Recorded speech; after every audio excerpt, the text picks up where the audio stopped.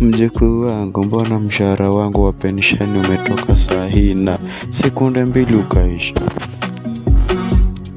Babu, mshahara hauna mguu, lakini una high speed internet ya kulipa madeni.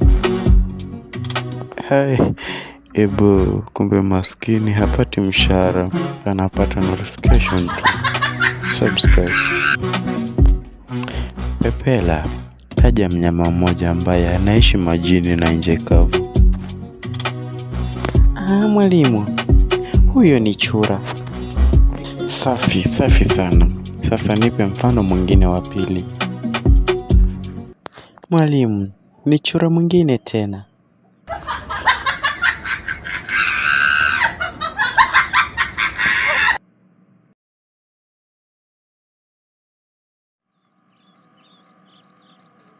Mke wangu, mbona leo chakula hakina chumvi kabisa mpenzi? Mme wangu, si ulisema jana unataka sweetheart, sasa kula sukari, wachana na chumvi. Kumbe mapenzi ni ugonjwa wa sukari. Tulisema vizuri, ukiamka mshukuru Mungu. Usijali umeamka kufanya nini, mshukuru tu.